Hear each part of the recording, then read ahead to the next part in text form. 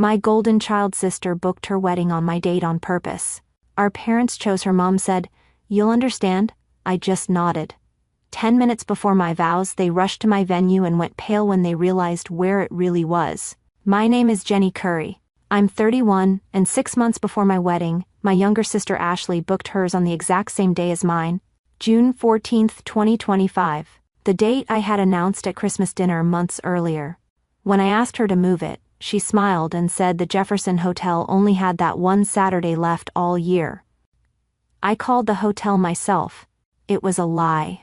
When I asked my parents to step in, my mother looked me straight in the eye and said, "You'll understand, Jenny. Ashley's wedding is the one people will talk about." She was right, just not in the way she expected. 10 minutes before my vows, my parents rushed into my venue late, breathless, and still dressed for Ashley's black tie reception. They thought I was getting married in some sad little hospital room. Then they walked through those doors. My father went pale. My mother stopped cold because they had no idea what I'd really planned. The day Ashley announced her wedding date, my wedding date, I was in the middle of a medication pass. PQ, second floor, West Wing, 7:05 p.m. I had 3 patients that shift: a 4-year-old post-op cardiac repair, a 7-year-old with bacterial meningitis, a 6-year-old drowning victim on a ventilator. I felt my phone buzz in my pocket. Ignored it. Protocol. When you're drawing up morphine, you don't check texts. But it kept buzzing. Group chat, family thread, the one that usually went silent for weeks until Ashley had news. I finished the med pass, signed off the chart, stepped into the supply room, 47 messages. I scrolled fast. Engagement photos, Ashley and Trevor, her hand extended, diamond catching light. Congratulations pouring in. Then I saw it. Wedding date, June 14, 2025. My hands went cold. June 14, my date. The one I'd announced 8 months ago, the one I'd put a $2,500 deposit on in September. I read it again, then again. My coworker Keisha stuck her head in. "You good?" "Yeah," I said. My voice sounded far away. "Just family stuff." She looked at my face. "You sure?" I nodded. "I need to recheck the morphine dose on bed 3. Can you double-check my math?" "Of course." My hands were shaking too much to trust myself. That night, driving home at 7:03 a.m., after my shift, I kept replaying it. Ashley's face at Christmas dinner, the way she'd gone quiet when I announced my date, the way her smile had tightened. Maybe it was an honest mistake. Maybe she really didn't remember. Maybe, no, I'd seen that look before. When I got into nursing school, and she didn't get into her first choice college. When I bought my first car with my own money, and she had to ask Dad for help. When I told them about Sam, and she realized her timeline was slipping. Ashley didn't forget. Ashley took. I pulled into my building's parking lot. Ravenswood. The 1-bedroom Sam and I split for $1,650 a month. Modest. Small. Hours. I sat in my car for 10 minutes, staring at nothing. Sam was probably already asleep. He'd worked a 48-hour shift at the firehouse. Engine 78. We crossed paths coming and going. 2 people who understood that the work mattered more than the schedule. I thought about a little girl I'd cared for 3 years ago. Mia. 6 years old. Leukemia. Acute lymphoblastic. She'd come into the PICU and septic shock on a Tuesday night in October 2021. I remembered one night specifically. 3:47 a.m., her oxygen saturation dropping. 82%, 79, 75. The respiratory therapist was in another code. 2 floors down. I manually bagged Mia for 20 minutes, squeezing air into her lungs, watching the monitor, talking to her even though she was sedated. "Come on, sweetheart. Stay with me. Your mom needs you. Your dad needs you. I need you to fight." Her mother stood beside me, gripping my other hand so hard my fingers went numb. "Please don't let her die," she whispered. I didn't. Mia survived. 11 months of treatment, remission, recovery. Her parents never forgot. I'd spent my whole life making myself smaller so Ashley could shine brighter, giving up space, giving up attention, giving up the front row at family dinners and holiday photos and birthday celebrations. This time, I was done shrinking. I got out of the car, went upstairs. Sam was asleep on the couch, still in his CFD t-shirt, remote in his hand. I sat beside him, put my hand on his shoulder. He woke up, blinked. "Hey, you okay?" "Ashley booked her wedding on our date," I said. He sat up, fully awake now. "What?" "June 14th, our date. She announced it in the group chat." "That's..." He stopped, looked at me. "That's not an accident." "No," I said. "It's not. What are you going to do?"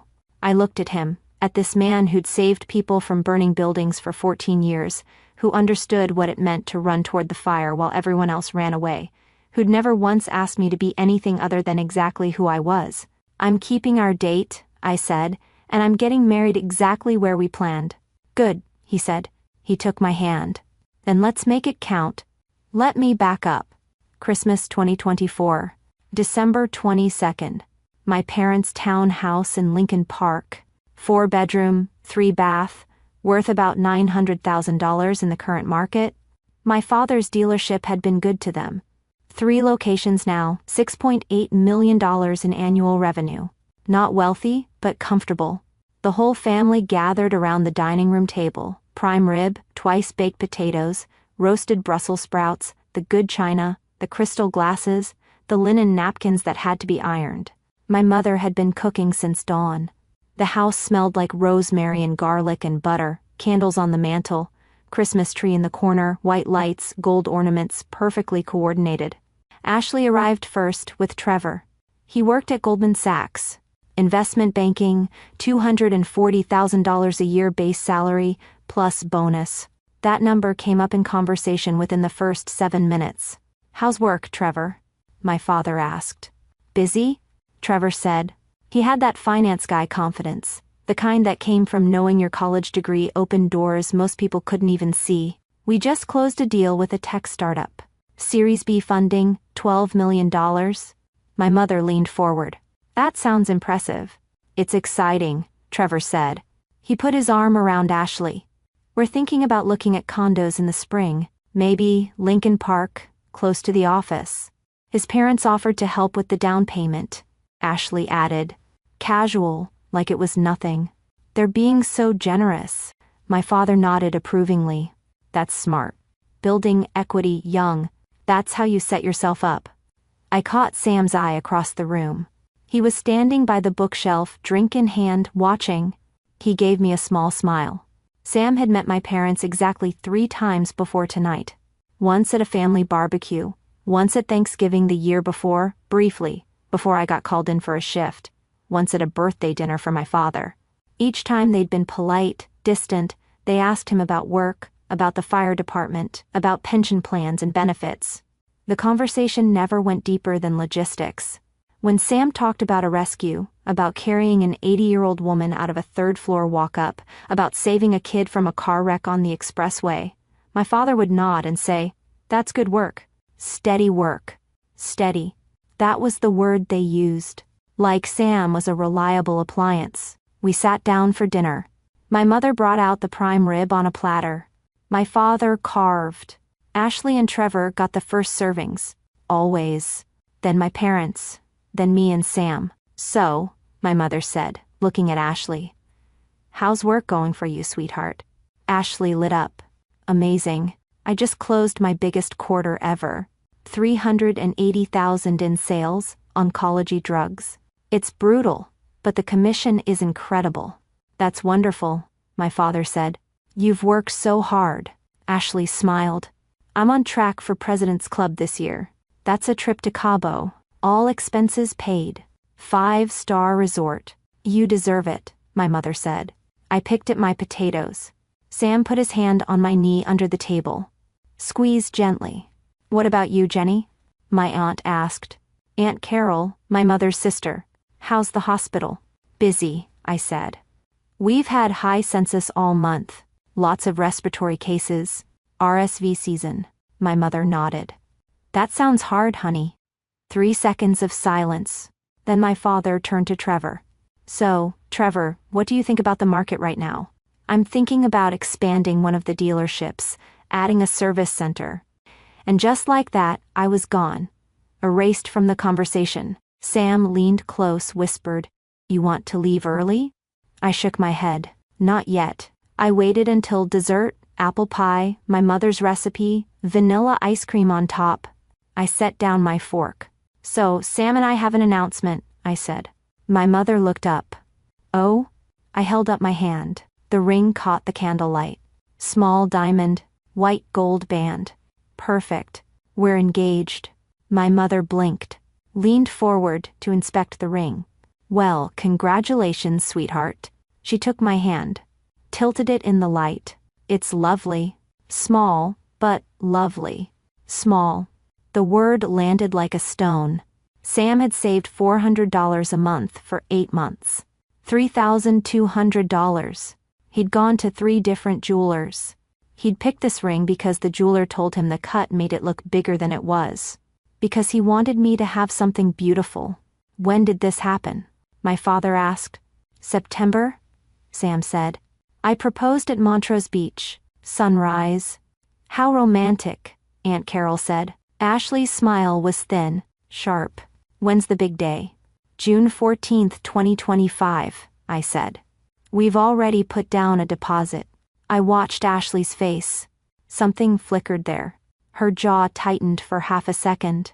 Then she caught herself, smoothed it over. "June," she said slowly. "That's so soon." 9 months, I said. "Plenty of time. We're keeping it simple. 180 guests." "Where are you having it?" Trevor asked. I hesitated. I wasn't ready to tell them yet. Not until everything was locked in. "We've booked a venue," I said. "I'll send details once we finalize everything." My mother turned to Ashley. Too quickly, like she'd been waiting for a reason to shift focus. "And how are things with you two?" she asked. Ashley smiled, launched into a story about their recent trip to Napa.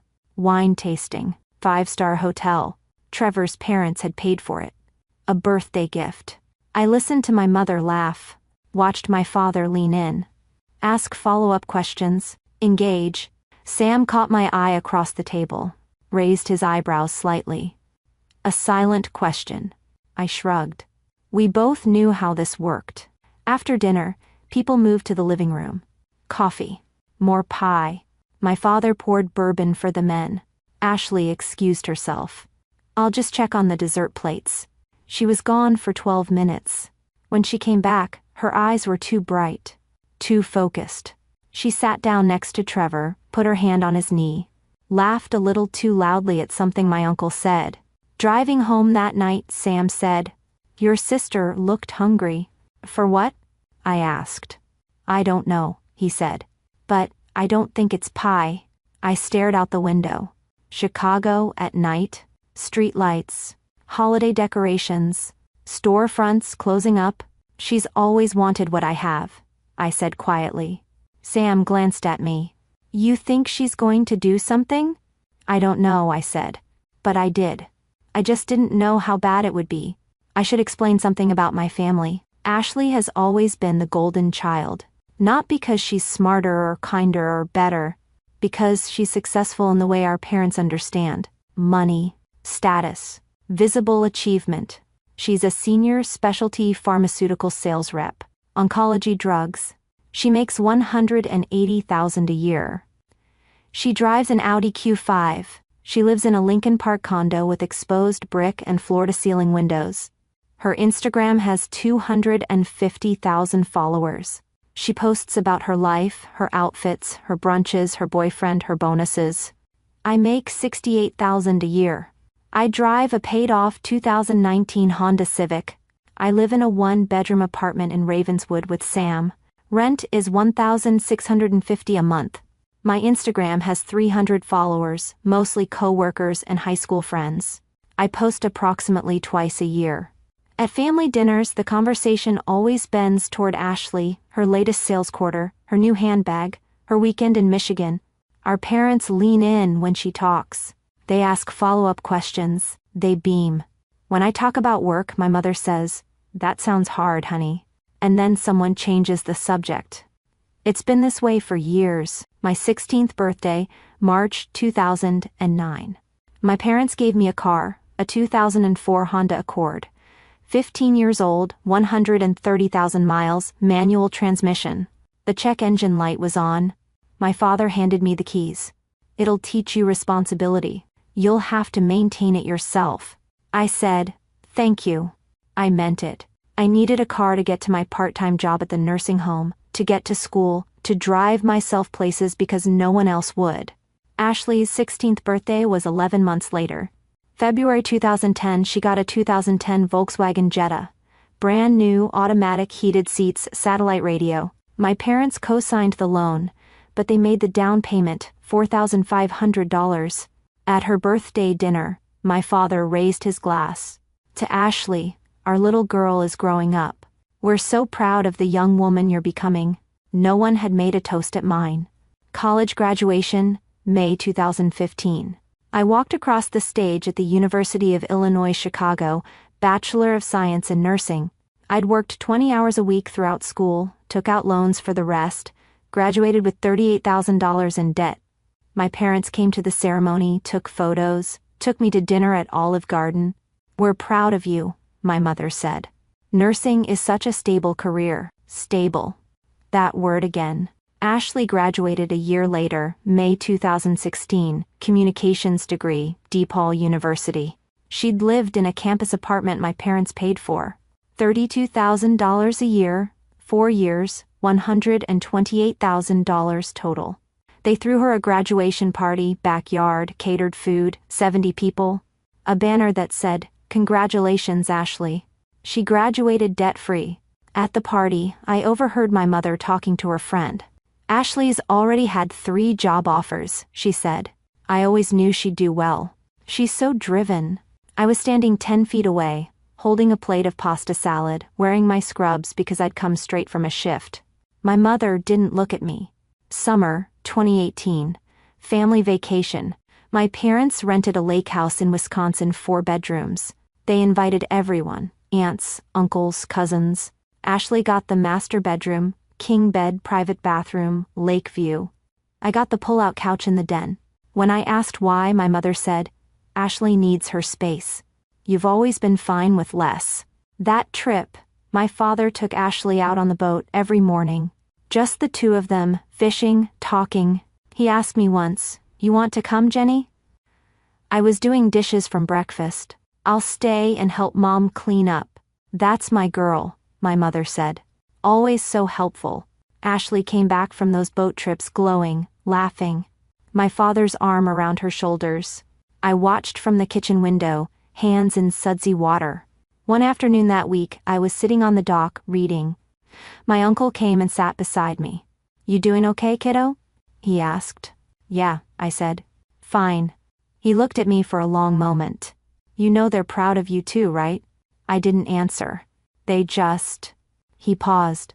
"They don't know how to talk about what you do. Saving lives. That's big. That's scary. Ashley sells things. They understand that." "I know," I said. He patted my shoulder. Left me there. I went back to my book, but I couldn't focus on the words. Ashley's typical day looked like this. Wake up at 7:30.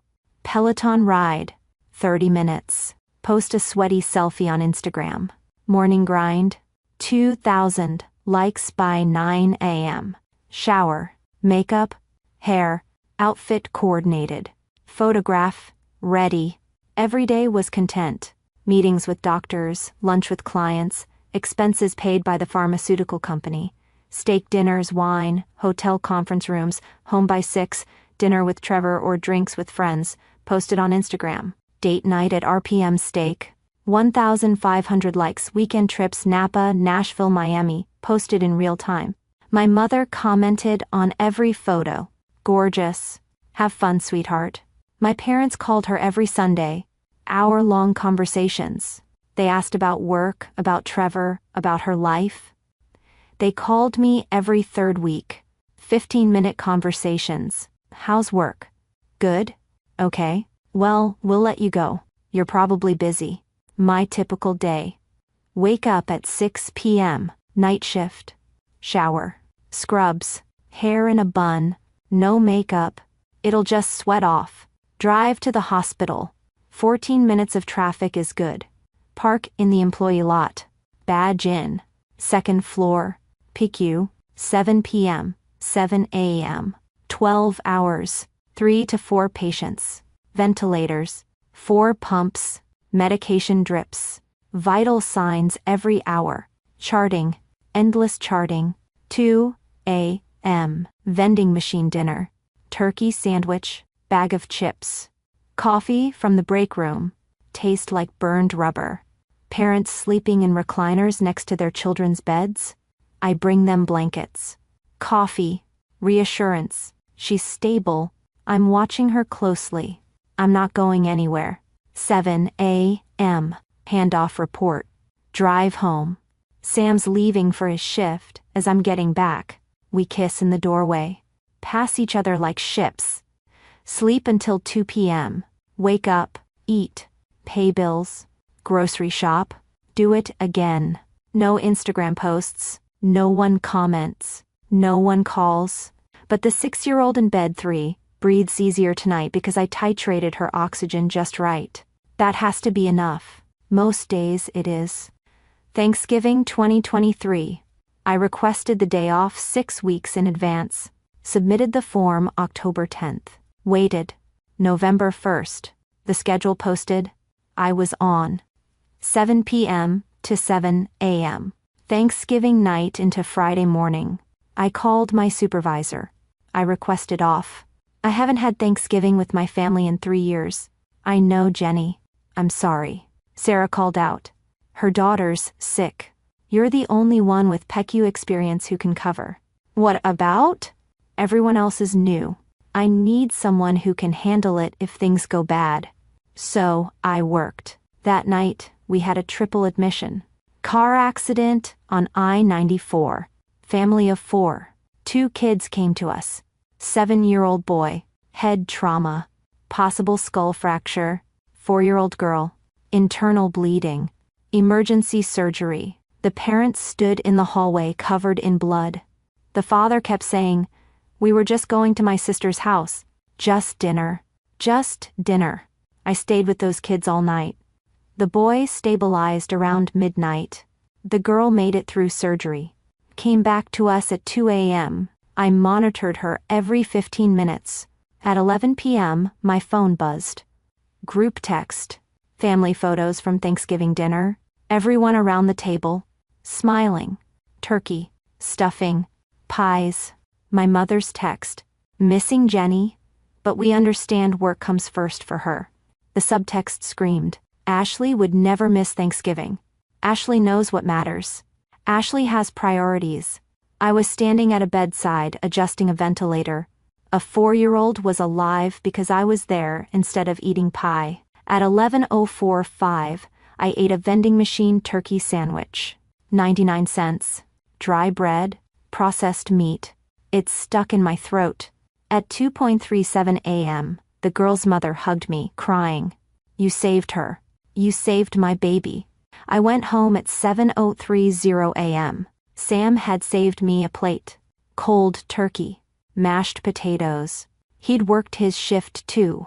We ate together in silence. My mother called 3 days later, talked for 40 minutes. 38 of those minutes were about Ashley's new promotion. She asked about my Thanksgiving once. Was it busy? Yeah, I said. Well, you're so dedicated. That was it. I stopped expecting equal treatment somewhere around 2019.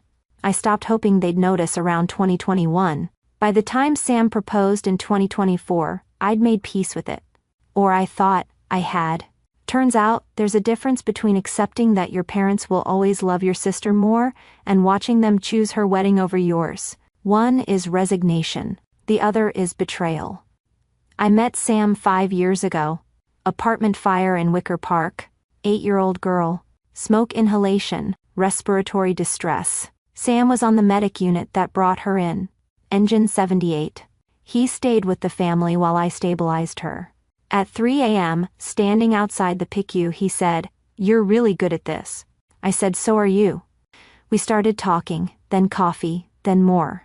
He understood the 24-hour shifts, the missed holidays, the weight of keeping people alive.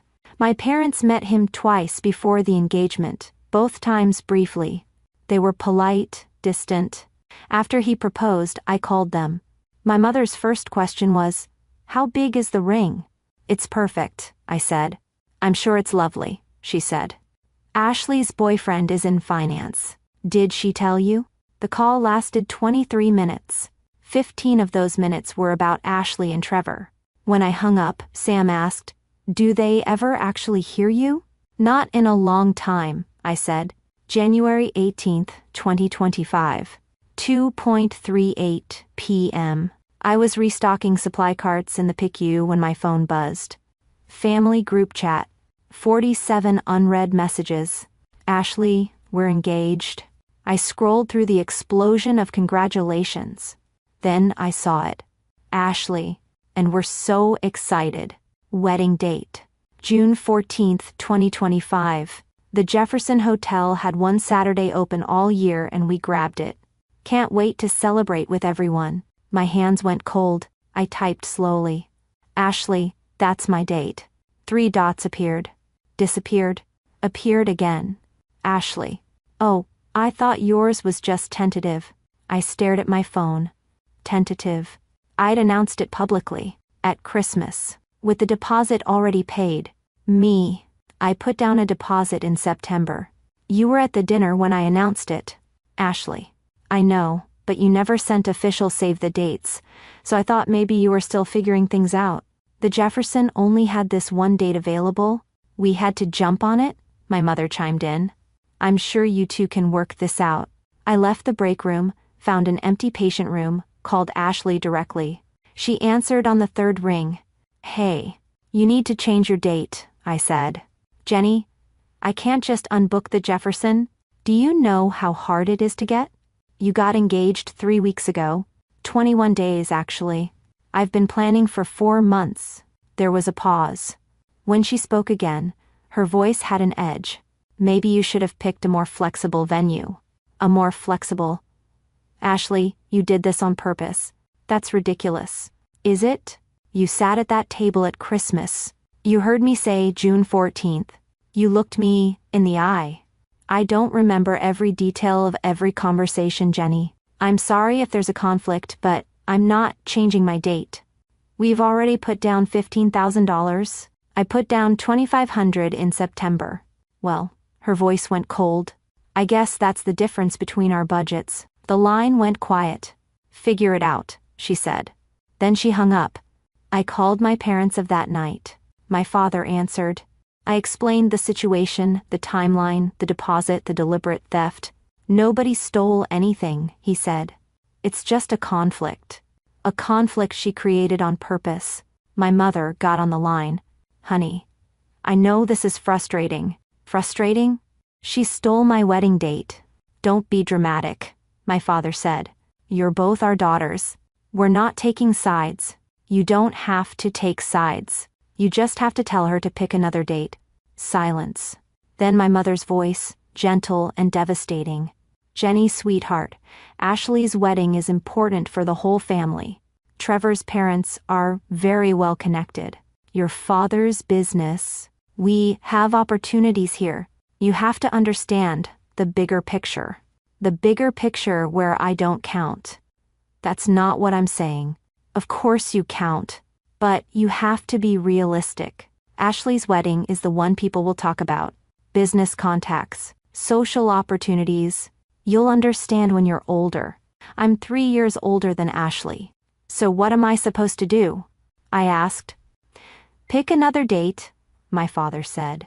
"It's just a date, Jenny. Don't make this about you." My hands were shaking. "It is about me. It's my wedding." "You've always been so independent," my mother said. "You don't need us the way Ashley does." I hung up. Sam found me on the couch an hour later. He didn't ask what happened. He just sat with me. "You don't have to prove anything to them," he said. "I'm not trying to prove anything anymore," I said. "I'm just done begging to be seen." 3 days of silence. No texts. No calls. Then, January 21st. I saw Ashley's Instagram story. Photos from a venue tour, the Jefferson Hotel. Tagged location. #blessed. That was the moment I stopped asking for their approval. I emailed our wedding planner. Confirmed everything. Locked in the date. June 14th. No changes. If they wanted to miss it, they'd miss everything that mattered. February through May was a masterclass in dismissal. The family group chat became Ashley wedding headquarters, menu tastings, dress fittings, band selection, floral arrangements, 400 messages about her big day. When I posted a detail about my wedding, I got 2 responses. My aunt's thumbs up emoji, my cousin's nice. Ashley posted a photo of her dress. Vera Wang. $6,200. My parents paid for it in full. They threw a shopping party. 12 people. Mimosa brunch included. My mother called me a week later. "Honey, I want to help with your dress," she said. "I know money is tight for you too. Let me contribute." "I already bought mine," I said. "Oh. How much was it?" "It's perfect for the venue. I'm sure it's lovely. Simple is very elegant." She thought I'd bought something cheap. The dress cost $2,400. I paid for it myself, but I let her think what she wanted. In March, the please reply started coming in. 68 people received invitations to both weddings. Mutual family and friends. People who had to choose. 61 chose Ashley. 7 chose me. My Aunt Carol sent an email. "Sweetie, we'd love to come to yours, but we already committed to Ashley's and its black tie. We bought outfits. You understand?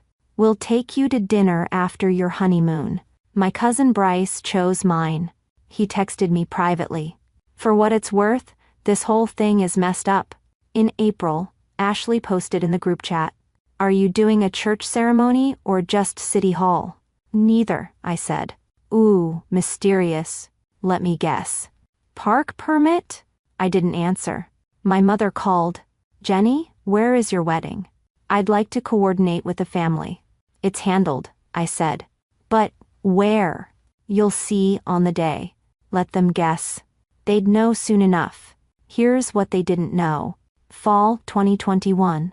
A 6-year-old girl named Mia Hartley was admitted to the PICU, acute lymphoblastic leukemia, septic shock. She was dying. I was assigned as her primary nurse. 8 12-hour shifts in a row, approved overtime. I stayed with that family through the worst nights of their lives. Mia's father, Michael, sat beside her bed at 3 a.m. He looked at me with hollow eyes. "Will she make it?" he asked. "I'm going to do everything I can," I said, "and I'm not going anywhere." She pulled through. 11 months of treatment, remission, recovery. At discharge, Mia's mother, Susan, hugged me. "We'll never forget what you did." In early 2022, the Hartleys announced a $12 million donation to Children's Memorial Hospital, a new wing, the Brennan Family Pavilion, family overnight rooms, a healing garden, a conference center, and a ballroom, the Foundation Ballroom, Florida ceiling glass overlooking the Chicago skyline, capacity 200, donor-funded, state-of-the-art AV system built for fundraising galas, milestone ceremonies, and private events. It opened in May 2024. In March of that year, I got an email from Michael Hartley. "The pavilion opens in May. We'd be honored if you'd attend the dedication. And Jenny, the ballroom is available for private events. If you ever need it, it's yours." When Sam proposed in September, I already knew where we'd get married. I booked it September 16th, $2,500 deposit, standard nonprofit rate. The Hartleys waived the premium fees. I told almost no one. My guest list, 180 people, PICU colleagues, first responders, fire department brass, hospital board members, donor families, city officials, families of children I'd cared for, children who'd survived, and Sam's family. These were people who knew what mattered. The hospital foundation offered to live stream the ceremony for off-shift medical staff, for distant patient families, for donors who couldn't attend. I said yes. And one more thing. Instead of a registry, we set up a fundraiser. All donations would go to the Pediatric Cancer Research Fund. The hospital agreed to match the first $50,000. If people were going to watch, we'd make it count for something. I didn't tell my family any of this. When my mother asked where the wedding was, I said it was handled. When Ashley made her snarky comments, I stayed quiet. They assumed I was having some small, sad ceremony, maybe a hospital chapel, maybe a park, something cheap, something beneath them. Let them think that. June 14th would clarify everything. Ashley's wedding, meanwhile, was a production. The Jefferson Hotel Grand Ballroom, Gold Coast, 500 guests, $120,000 budget. My parents contributed $45,000. They stretched their finances for it, dipped into savings. Black tie ceremony at 5:3 p.m., cocktail hour at 6:15, reception at 7, past appetizers, 8 varieties, surf and turf entree, champagne tower with 300 glasses, Viennese dessert hour, 12-piece orchestra, celebrity wedding planner Diane Rothman, $18,000 fee. The rehearsal dinner was June 13th, Gibson's Steakhouse, 60 people, $18,000. I wasn't invited. I wasn't in the wedding party. My mother posted an album that night, celebrating our beautiful daughter's last days as a single woman, 340 likes. I was working a PQ night shift. I saw the post at 2 a.m. during MedPass. I didn't comment. The week before the wedding, my mother called. "We'll be there, honey," she said. "We'll come a little early, stay for the ceremony, then head to Ashley's. We have to be at the Jefferson by 5 for photos, you understand?" I understood completely. Their plan? Arrive at my venue around 2 p.m. My ceremony started at 2. Stay until 2:45, then drive to the Jefferson Hotel, 12 miles, 25 minutes without traffic. Arrive by 5, plenty of buffer time, 45 minutes at my wedding, just long enough to say they came. "I understand," I said. "I knew you would," my mother said. "You've always been so reasonable." June 14th, wedding day. I woke up at 6:30 a.m. in a hotel suite 2 blocks from the venue. Complimentary room. The foundation's thank you. Sam stayed at the firehouse the night before. Tradition. My bridesmaids arrived at 7, 4 PQ nurses, Keisha, Rachel, Donna, Lynn, and Sam's sister Bridget. We had coffee, breakfast, no chaos, just calm. "How you feeling?" Keisha asked. "Ready?" I said. "Your family coming?" Rachel asked. "We'll see," I said. My phone had 0 texts from my parents or Ashley. At 8, the hair and makeup artist arrived, donated by a grateful family whose son I'd cared for in 2023. By 11, I was dressed. The dress was ivory silk crepe, cap sleeves, chapel train, simple, elegant, expensive. Not that my mother would ever know. At 11, Mia Hartley arrived with her parents. She was 8 now, 2 years cancer-free. She wore a white flower girl dress and a pink ribbon in her hair, pediatric cancer awareness. "You look like a princess," she said. I knelt down. "You look like a hero," because she was. 1230 p.m., the venue coordinator Lauren texted me. "Guests arriving, everything's perfect," deep breath. By 1 p.m. the street outside the pavilion was lined with fire trucks, 28 firefighters from Engine 78 and Truck 23, dress uniforms, Class A's, an honor guard, an ABC 7 news van parked nearby. Michelle Torres, community reporter. The hospital had invited them. Heart of the City segment. First wedding at the new pavilion. First responders marrying a PQ nurse. Fundraiser angle. Local, feel-good story. By 1:30, the ballroom was filling. Fire Chief Daniel Martinez, Alderman Jeffrey Washington, Dr. Catherine Reynolds, hospital CEO, board members, donor families, PQ colleagues, families of children I'd saved. Michael and Susan Hartley sat in the 3rd row, 180 chairs, 165 filled by 145. My parents' seats, 3rd row center, not front row, were still empty. At 1:42, my phone buzzed. "Mom. So sorry, honey. Traffic terrible." Thereby 2.15 latest. Translation. They left late. Prioritized getting ready for Ashley's black tie event. Underestimated time. I didn't reply. At 1:53, I heard it. Car door slamming in the driveway. They arrived at 2:08 p.m., 8 minutes after the ceremony started. I was in the bridal suite with my father's replacement, Fire Chief Martinez. He was walking me down the aisle. He'd saved my life 6 years ago, carried me out of a burning apartment building in Lincoln Park. I went back to work the next night. That's who I wanted beside me. Through the window, I watched my parents' car pull up.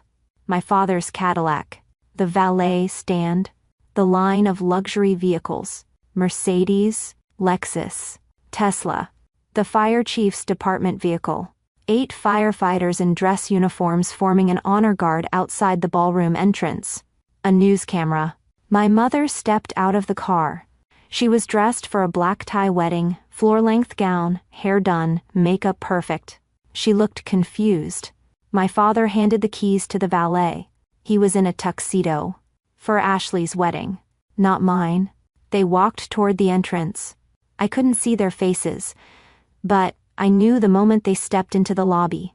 Donor plaques on the walls. The Hartley name prominent. Foundation Ballroom in gold lettering. Then they walked through the doors. I wasn't there yet. But Lauren told me later. They froze. 180 people. Seated. Ceremony already in progress. Father O'Malley, the fire department chaplain, speaking at the altar. The ballroom. Floor-to-ceiling glass. Chicago skyline. White chairs with covers. String quartet. Professional lighting. Front rows. Fire Chief Martinez's empty seat. Alderman Washington. Dr. Reynolds, the Hartleys. A news camera in the corner. My mother's mouth opened. No sound came out. My father went pale. Lauren approached them. Mr. and Mrs. Curry, we saved you seats. 3rd row center. Not front row. They sat. My father scanned the room. His face was the color of old paper. My mother's hands shook as she opened the program. Wedding of Jenny Curry and Samuel Brennan. Foundation Ballroom. Benefiting Pediatric Cancer Research Fund. She looked at my father. He looked at the guests. Recognition dawning. That was the city alderman. The one he'd tried to network with 2 years ago. That was the fire chief. That was, oh God, that was Dr. Reynolds. The hospital CEO. Her face had been in the news last month. My mother's phone was in her lap. Silent. But I found out later. Ashley had texted her at 1:50. Ashley, where are you, Mom? At Jenny's. Leaving soon. Ashley. Everyone here is watching her live stream. At 2:14, the music changed. Patchel Bell's canon. Everyone stood. The bridesmaids walked, one by one, down the aisle lined with candles and white roses. Then Mia, 8 years old. Cancer survivor, pink ribbon, white dress, flower petals. People were crying. Many of them knew her story, knew what she'd survived, knew who'd stayed with her family through the worst nights. My parents didn't know yet. Then, me. Fire Chief Martinez offered his arm. Ready, kiddo? More than ever, I said. We walked. I saw my mother's face. Saw my father's. Shock. Shame. Confusion. I kept my eyes forward. Sam was waiting. He took my hand. His grip was steady. Father O'Malley began. We gather in a place of healing, he said, to celebrate 2 healers. He explained the venue, the Hartley donation, the grateful family, the pavilion built because of one nurse's heart. I didn't look at my parents, but I felt them, frozen, silent, realizing. At 2:17 we said our vows. Sam went first. Jenny, you've seen me at 3 a.m. covered in someone else's blood, and you never asked me to be anything other than exactly who I am. You've held my hand through the worst calls. You've celebrated the saves. You're my home, my partner, my best choice. I promise to be yours every single day for the rest of my life. My turn. My voice didn't shake.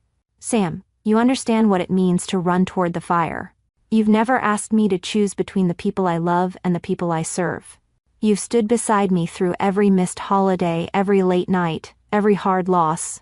You see me, all of me, and you've never asked me to be smaller or quieter or different. I choose you today, tomorrow, always. Rings. Father O'Malley smiled. I now pronounce you husband and wife. We kissed, the room erupted. Applause, genuine, warm, joyful. We walked back down the aisle. My parents stood, clapping mechanically, faces pale. We exited to the terrace for photos. The reception began immediately. Same room, chairs turned, tables set. By 3 p.m., we were back inside. Lauren approached my parents. "Mr. and Mrs. Curry, will you be staying for the reception? We have you at table 8, not the family table. Table 8, near the back." My mother looked at my father. "We have to leave soon for Ashley's," she whispered. "I know," he said. They sat.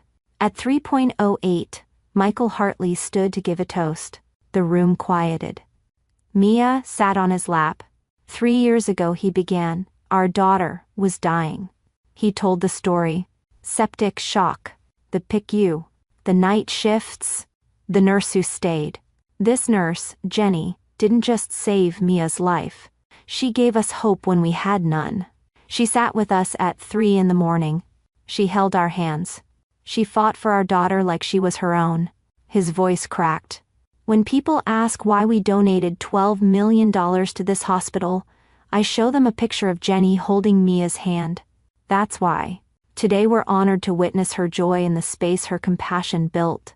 He raised his glass. The room applauded. 90 seconds. Standing ovation. My mother's face was white. My father stared at his hands. $12 million. Inspired by their daughter. The one they dismissed. Fire Chief Martinez stood next. "I've known Sam Brennan for 14 years, he said. "One of the finest firefighters in this city. And Jenny, I carried her out of a burning building 6 years ago. Lincoln Park apartment fire. She thanked me by going back to work the next night saving kids." He looked at us. "These two are Chicago's backbone.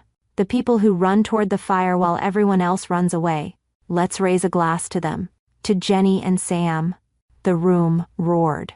My father's face. He hadn't known I'd nearly died. I'd never told them. They'd never asked. At 3:45, my mother's phone buzzed. I didn't see the text. But I learned later.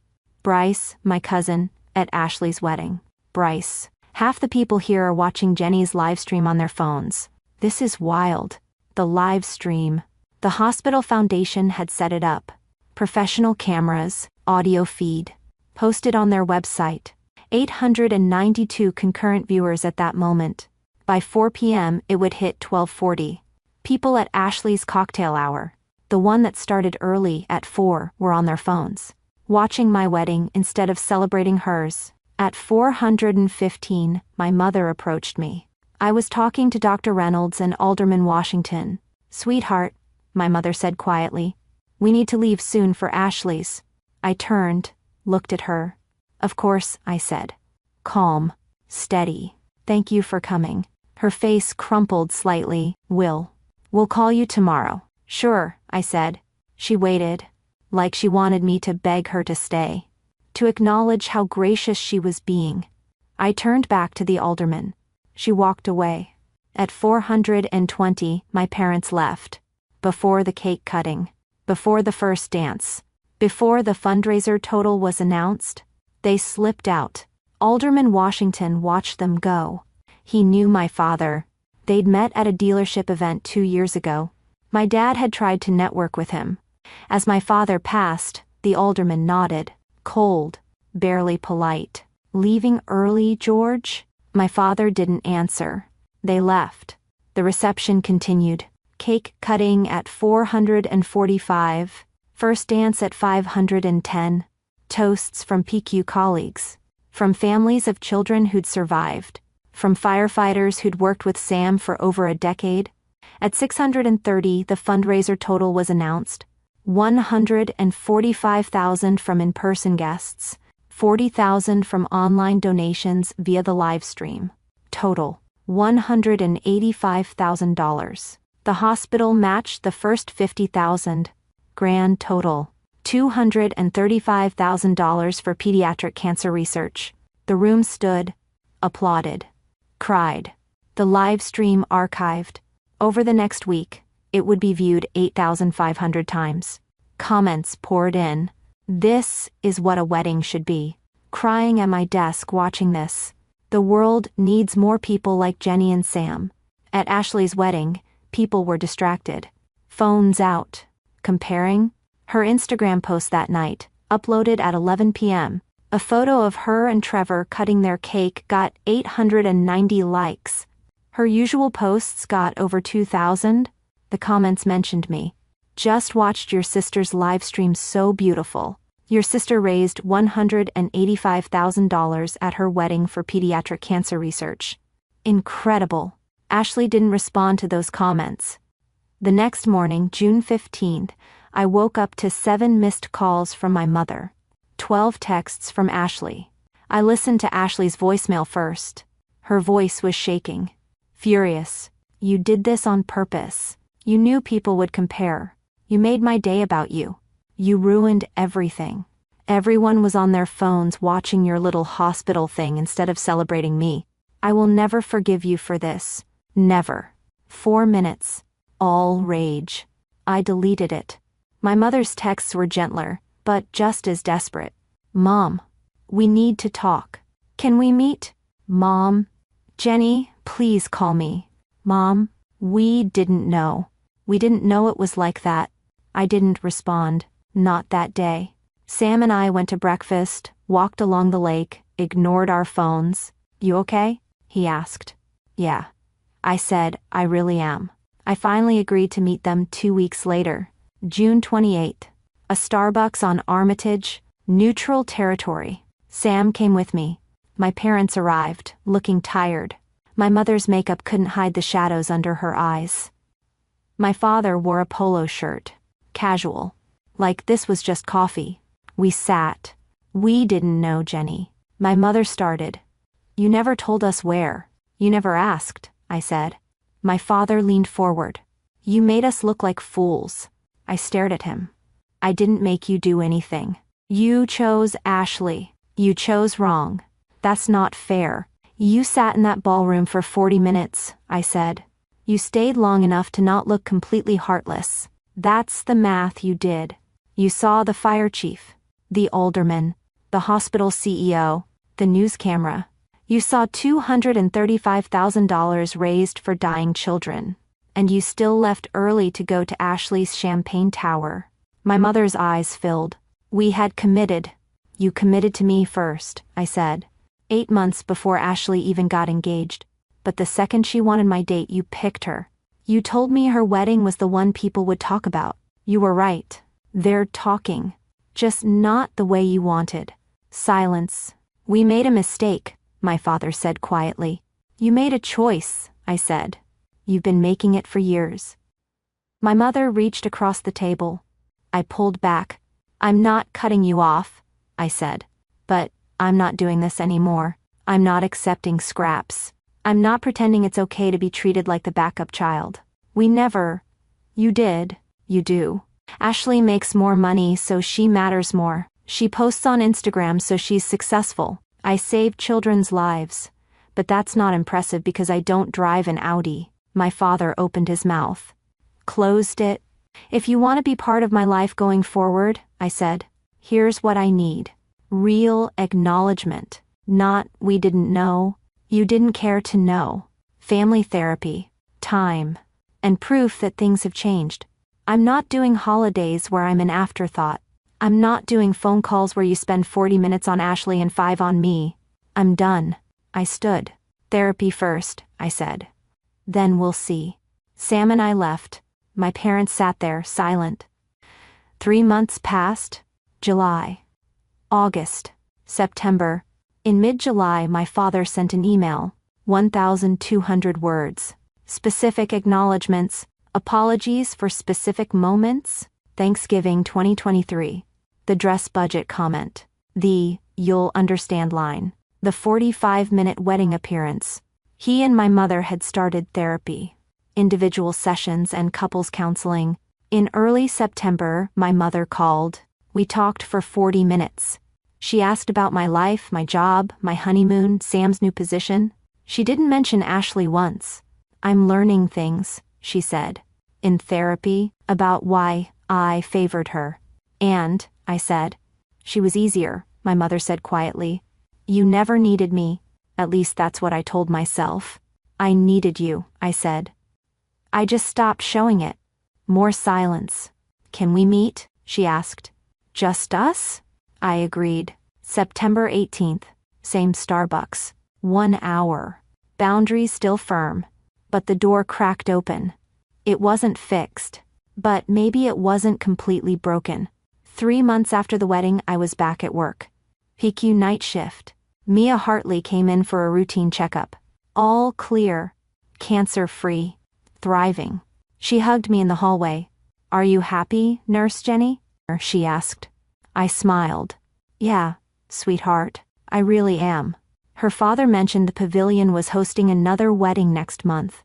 A couple who'd met in the hospital, both cancer survivors. The circle of impact, widening. My chosen family, PQ staff, first responders, the families of children I'd saved, surrounded me and Sam. That was the family that chose us back. My parents were trying, slowly, imperfectly, but trying. Ashley hadn't spoken to me since that voicemail. I didn't chase her. Some doors close, others open. You learn to tell the difference. My mother was right about one thing. People did talk about June 14th, 2025. They talked about the wedding that raised $235,000 for dying children. They talked about the firefighter and the PICU nurse who turned their ceremony into a statement of values. They talked about the family that showed up late and left early, and what that said about what they valued. Ashley's wedding was beautiful, expensive, perfectly executed. Mine was smaller, simpler, and it mattered. My parents chose image. I chose substance. One of us slept well that night. The other had to face 500 guests who'd rather watch my wedding on their phones than celebrate hers. Have you ever been measured by your salary instead of your service? By what you display instead of what you give? By the car you drive instead of the lives you touch? What did you choose? Because in the end, that choice is the only one that stays with you. For more stories, do subscribe daily Reddit readings.